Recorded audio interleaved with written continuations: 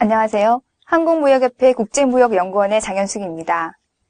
전 세계적으로 기후변화 방지를 위한 에너지 절감에 대한 노력들이 경적되고 있는 가운데 전기전자 제품의 대미 수출에 있어서도 제품의 에너지 효율이 어느 정도냐가 중요한 요소로 작용하고 있습니다.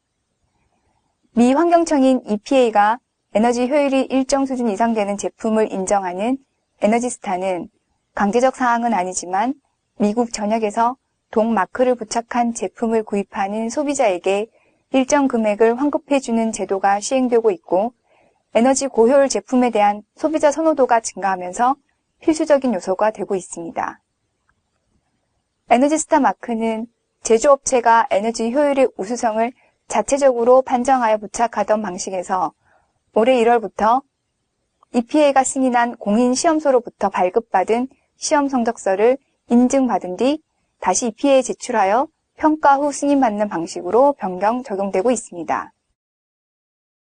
이로 인해 기존에 미국으로 전기전자 제품을 수출하던 우리 중소기업들은 모델당 최대 500만 원의 추가적인 시험 분석 비용 증가와 2주에서 4주 정도의 인증 소요 기간 지연에 따른 부담이 불가피하게 되었습니다.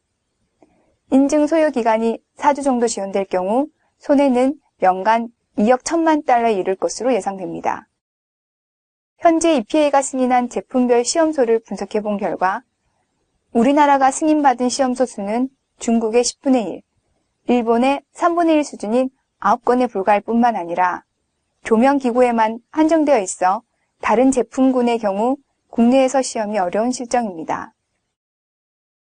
이에 따라 우리 기업의 추가 부담은 모델당 10,000달러에 이를 것으로 추정됩니다. 또한 설문조사 응답 기업 245개 대미 전기전자 수출 업체 가운데 절반 이상인 62.9%가 기업들이 에너지스타 제도에 대해 전혀 모르고 있는 것으로 조사되었습니다. 게다가 제도 관련 정부의 지원 사업에 대해서도 84.1%에 해당하는 업체가 모르고 있는 것으로 나타났으며 지원 사업을 파악해 잘 활용하고 있는 업체는 2.9%에 불과해 활용도 역시 매우 저조한 것으로 나타났습니다.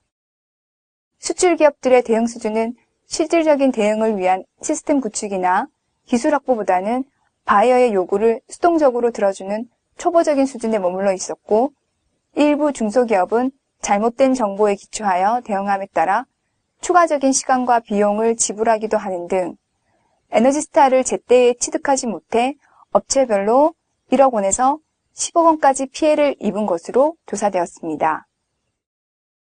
따라서 에너지스타 규제 강화에 따른 대미 수출 피해가 예상되는 업체에 대해 적극적인 홍보 및 지원 활동이 시급한 것으로 보입니다. 우선 관련 제도에 대한 법규 세부 내용을 정확히 번역하여 제공하는 해외 규제 번역 사업이 가장 급선무이며 에너지스타 개정에 따른 비용 부담을 경감시키기 위해 조명기구에 한정되어 있는 국내 시험소를 제품별로 확대할 필요가 있겠습니다.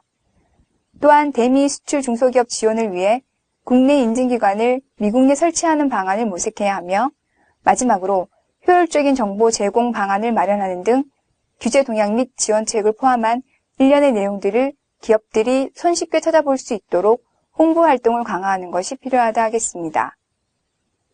이상으로 미 에너지스타 제도 강화에 따른 국내 전기전자 수출 기업의 대응 시태를 기업 애로 및 피해 사례를 중심으로 말씀드렸습니다. 감사합니다.